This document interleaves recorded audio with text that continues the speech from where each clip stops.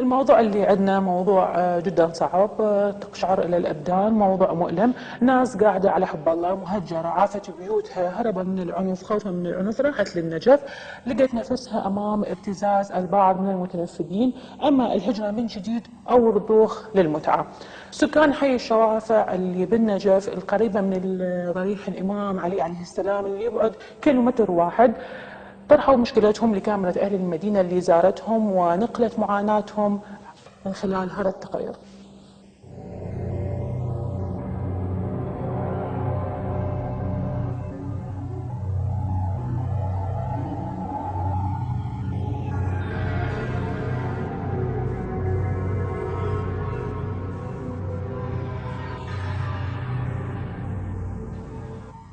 هذا الحي الفقير هو حي الشوافع، والذي يقع عند منخفض بحر النجف، ويبعد الحي قرابة الكيلومتر واحد عن مرقد الإمام علي عليه السلام.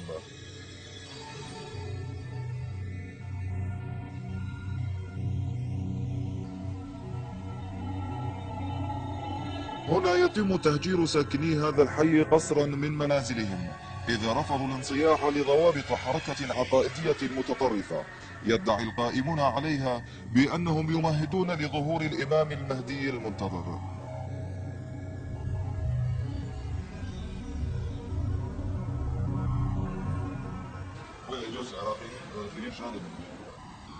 خويا ذولا اجوني رادوا مني زواج متعة للباكستاني، عندهم مشروع ومشوا على المنطقة كلها مو بس أنا، قالوا خواتك ذني كلهن وياك فلانة وفلانة وفلانة.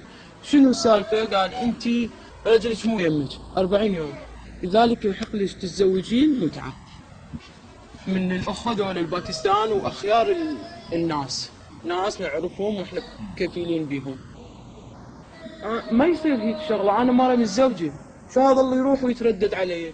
استغنف وذا وهددني، قال لي إذا ما تقبليني بهاي الشغلة ما تبقين بالمنطقة، هاي المنطقة إلي. ليش ماكو حكومة، ماكو ناس واني بيد؟ قوة لملمته هذا، قوة سويته والله العظيم. وقايضنا علي وقال لي شوفي ما تبقين هنا، وهددني بطريقة ومع الأسف نفذها. واني هسه متهجولة بالبيوت، علي يبقى قبض من قبل السلطات، ما اعرف الجرم اللي عندي شو مسويه ما ادري. اخاف اروح اتقدم واحكي هاي الحكايه، اخاف يذوقوني سجن، وهو هذا مرتب لي مؤامره. يضغطون علينا بشروط غير طبيعيه، يعني جاي يضغطون علي على بناتي، قلت تعيط بناتي، بيعي بناتي باكستانيين، انت ما مطلوبه وما عندي ساعه بيعي بناتك على مو شنو احنا نوفدينك ونبنيلك ونقعدك. وجاي يجبرني يقول لي عوفه رجلك رجال كبير السن ومريض يقول لي تعال طلقي من رجلك وتعال احنا نعقد عليك. الأجملة والعالم يعني شفت فضل بعضياتنا يعرفون على نص هنا لا ونص بكربلاء، يعني من كثر ما هاي حتى جهنم نص كربلاء يم العالم كلش. مهاجرين من بغداد احنا هجونا من ورا الارهابيين، سالمت على سجانا بكرام، يعني اسمع اطلع للكين يجي كل ساعة سمع الحكاية وين هاي وين لك يعني وين ثالثة اقول متعة وما شنو هجوي له 15 فيت من ورا شنو ما يحصل منها شيء يرتكب عليه. وانا رجال معور بعد شفت قدامك يعني يعني اللي ما قلت اقدر اطلع شنو كل ساعة سمعني احتاج شكل كل ساعة يسمعني يريد يعني غير شغلات يسمعني على اهلي على يعني شغلات مثل سوالف يعني شنو يريد يعني تطلع بغير طريق. كلبشون وخذوني للمركز، رحت للمركز هناك انا 16 يوم ماكل بالمركز، والباكستاني يا هو اللي تروح له تقول له يقول له انا الشيخ ما علي شيء، انا انطيت فلوس للمختار وانطيت فلوس للجماعه ذولا حتى راح يشوفون نسوان عراقيات اتزوجهم. طلعوني من مكاني، زاحوني، سووا لي يردوني، ذبوني بالسجن، اقول علي من يقولوا لي مادتك شو اسمه 39 ليش يقولون لي؟ شو نسوي خاله؟ قالوا 39 مادتك وذبوني ويا مره هي هاي المهجره، وبعد دعوا عوايل على اساس 50 بيت بعد وياي مو بس انا طلعوني بكفاله، بعد ما اذب العالم طشر كل من حاله بحاله، طلعت ما اندل حتى وين اروح، شو مسوي معه؟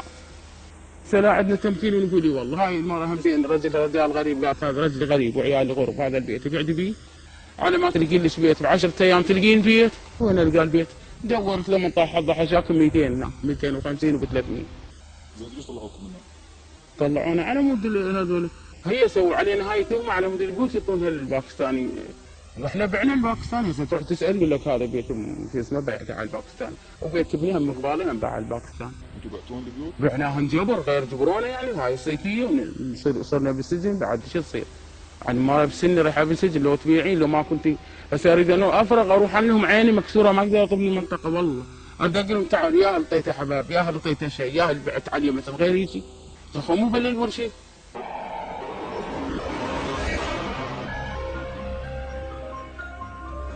التجول في أزقة هذا الحي مهمة بغاية الخطر، لأنه من الأحياء التي يسكنها المهاجرون من الباكستان ممن ينتمي أغلبهم إلى التنظيم المتطرف، وهم المتحكمون بمصير العوائل العراقية الساكنة بالقرب منهم.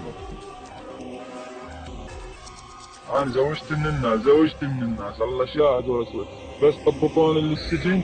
اكو واحد هنا مسوي له عركه بسببهم، ويردون يطفون عليها بالليل. هنا حمزين والدتهم موجوده، وهذا اخوي المقرم هم موجود، وحاسين بالوضعيه وشاردين. يعني هذا العراقي هيك يصير بيه. يدخلون السجن شنو؟ على مود ايش يعني شو مسوي؟ قاعد ببيت تدخلون السجن والله على مود البيوت تبيعونها للباكستاني تحصلون بها فلوس هواي. هاي احنا بعنا ب4 وب5 وهم قد بيسمعوا واحد ما.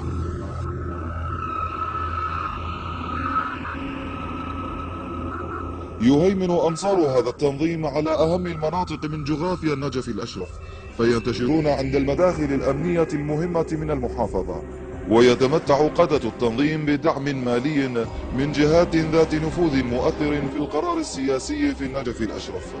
يابا من متعشهم والله يقول احنا اللي يدعمنا الشيخ، وهذا اللي كان مجلس المحافظة المختار يوميا كاتب له مسوي له لائحة على العالم، ودبانا سجن 13 يوم لا ماكلين ولا شاربين. قوة تعال وقتها هدات تبيعون بيوتكم للباكستانيين. طلعنا في الهاي، طلعنا القاضي من السجن، قام النائب المختار علينا لسه جايب له دوريه بدون امر قبض يهدد بينا. يابا من اللي هاي مسانده عقيد ونقيب اللي مدير مركز الغريق اللي متعاونين ويا الباكستانيين على العراقيين. احنا 15 عائله كاتبين علينا دعاوى كيديه، راهنين بشرفنا وماسينا زين. احنا نريد الحكومه تسوي لنا حل، يعني الباكستاني مفضل زيد من العراقي.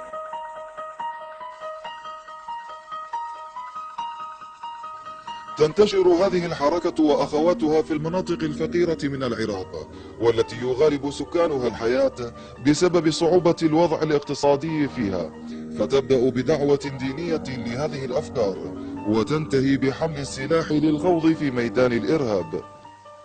سافرت بهذول الجماعة على أساس أنه كانوا يبشرون بظهور الإمام المهدي عز الله تعالى فرجه، فانتميت لهم وصدقتهم. فقلت لهم بدي أشوف الإمام، ودوني إلى رجل وجهه نوراني في بعض الأمر، فسألته بعض الأسئلة، قلت له شنو يثبت أنه أنت الإمام المهدي؟ على اساس طعني دليل بانه نسجد الشجره يقولها سجدي تسجد له. ثبت لي بالاخر انه طلع الكلام على الكذب، وبدليل انه يقول اي واحد ما يواليكم بالنزف وما يناصركم اقتلوه. نعم. فالامام المهدي ما يحرض على القتل. نحن نعتقد انها نمت وفي احضان المخابرات الامريكيه وفي احضان المخابرات الاسرائيليه، واستطاعت يعني نوعا ما ان تشغل الشارع العراقي بهذه الظاهره، ولكنها الحمد لله لم تستطع ان تكمل هذه الخطه باسقاط النجف الاشرف. الدعوة لإنقاذ العوائل المستضعفة في هذه المناطق تأتي لإنقاذ من بقي أسيرا بيد المجموعات الباكستانية المهيمنة على المنطقة. يعني يقبلون الأخوة أصحاب الغيرة الشرفاء، أنا أختكم وهم عراقية بغيرة الزلم اللي عندها غيرة توصل مشكلتي إلهم ويدون ويشوفون سالفتي شنو.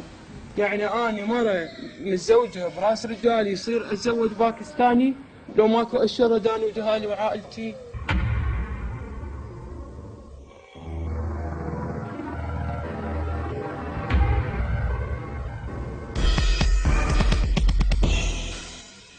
الموضوع جد ما نقول عليه كبير، فهو كبير جدا يحتاج الى وقفه جديه من قبل الجميع. احنا حتى نعرف تفاصيل اكثر ونفهم الموضوع وحقيقه وابعاد هذه القضيه تنضم لنا السيده اسيل الطلقاني عضو مجلس محافظه النجف الاشرف. مرحبا سيده اسيل. اهلا وسهلا استاذنا العزيز، اهلا مرحبا حياك الله. بكم ومشاهديكم. حياك الله. ست اسيل، شفتي الموضوع؟ هل لديك معلومات عن ما يحدث في النجف؟ حقيقة أستاذ سعيد، أولا أنا سمعت التقرير يعني جزء من الانجازات، أول مرة أسمع هذه الحادثة الموجودة في المحافظة. نعم. سمعتها من خلال يعني حاليا من هاتف، يعني ما أعرف لحد الآن تداعيات الموضوع. يعني هذه الأسر على أي أساس تهجر من داخل المدينة؟ يعني هناك مثلا أكو اشتباكات قضائية ضدهم، مثلا اكو تداعيات ثانيه سياسيه. هو الموضوع نعم ست اسيل. نعم، اول شيء هي مو حادثه واحده، هي حوادث لانها عوائل باكملها، هذا اولا. ثانيا الموضوع مو اليوم، صار اليوم وانا صار له فتره، وعوائل كثيره، مدينه حي باكملها، حي الشوافع. نعم سمعي، انا احاول اعلي صوتي حتى تسمعيني بشكل اوضح. اولا هو مو حادثه، حوادث، وهي حي باكمله، حي الشوافع باكمله، يعني احنا مو حاله واحده صارت، وانما عده حوادث رصدناها على مدى الايام السابقه. هاي النقطه الثانيه. النقطه الثالثه، الموضوع مو تهجير بقدر ما هو اكو ناس جاي يوصفونهم، اكو مجموعه متطرفه دينيا جاي تجبر نسائنا العراقيات على ان يطلقون من ازواجهم ويتزوجون باكستانيين. يعني هل قد احنا اعراضنا صارت مستباحه بحيث يجون باكستانيين يتجاوزون على عرضنا وشرفنا؟ وست اسيل، يعني ما كلمه انه ما تدرون كارثه، على يعني هاي يمكن نعاتب بها بغداد، يمكن يقولون احنا ما ندري الحكومه المركزيه، لكن محافظه النجف وما تدري صعبه. يعني حقيقه احنا يعني انا اول مره اشوف هذا التفكير، يعني اسمع من خلال الناس. اذا اكو شيء يعني داخل المحافظه من خلال تقريركم، هذه الامور لازم توصل للحاله الانسانيه اللي تعيشها المحافظه. ثاني شيء نحن امام مجلس محافظه ابوابنا مفتوحه، يا حبذا من خلالكم بين الناس وبين العوائل، يعني احنا نناشد ومو ما يناشدونا، يعني يجون يطرحون مشاكلهم يمنا، يخافون ست اسيل. يعني بقيه اكبر مسؤول داخل المحافظه نحن جهه رقابيه عليه. اي مشكله، اي منظومه موجوده داخل المحافظه احنا نقبل لها وان شاء الله. يعني ما يضيع اي حق موجود داخل المحافظه. طيب ست اسيل، هم يخافون يجون، هم حكوا تطرقوا لهذه القضيه، يخافون لانه اكو جماعات موجوده يوم، اكو ناس عايشين يوم باكستانيين اضطرت ان تتزوج باكستاني والا يتهمونها، يا اما هي تكون ارهابيه او عندها مخدرات او عندها اعمال فاحشه. طيب انتم روحوا لهم، هي حي الشوافع تبعد كيلومتر عن مركز الامام علي عليه السلام، روحوا انتم كجهه عليا، زوروهم، سالوا، طرقوا الابواب وشوفوا شنو القضيه. يعني اتمنى الجهه اللي مثلا حاليا اللي جاي تتخذ هيك اجراءات، اتمنى تبلغونا بها. يعني حقيقه احنا نحتاج من تحقيق انتظام، لان ما اعرف الجهه اللي هي بتبني الموضوع اللي جاي تسجلها العوائل. يعني احنا حاليا يعني كل الطوائف موجوده داخل المحافظه، يعني احنا عندنا ابناء الفلوجه، معاهم رعايه ابناء النجف، ابناء الرمادي، وكل احنا يعني نعتبر يعني مدينه حاضنه للديانات، فما في طائفيه داخل المدينه. ست اسيل نعم ست اسيل، انا حكيت بشيء. نعم ست اسيل، انا حكيت بموضوع انت ظاهر فهمت الموضوع، مو بس التهجير، اكو قضيه اكبر. التليفون كلش بعيد صوتي. نعم. طيب ست اسيل، احنا راح نبقى متواصلين نوصل لك الفكره، واتمنى انه يوم غد احنا تنعاد الحلقه الساعه 11، اتمنى انه كل اعضاء مجلس المحافظه يتابعون التقرير ويروحون الى حي الشوافع ويشوفون شنو القضيه. اعراضنا مو لعبه حتى يجون ناس باكستانيين من خارج البلد وتكون مستباحه بهذه الطريقه. شكرا سيده اسيل الطلقاني عضو مجلس محافظه النجف الاشرف، احنا راح نبقى متابعين لان هذه القضيه كبيره. هاي لو غير بلد يعني البلدان تسقط باكملها، الحكومه تسقط باكملها، ما معقول تمر مرور الكرام تجي جماعه متطرفه من خارج العراق وتجي تستباح، هم تهجرنا وهم تضيعنا وتجي تستباح نسائنا واما ترميهم. معناتها اكو جهات حكوميه متنفذه مسيطره مع هذه الجماعه المتطرفه.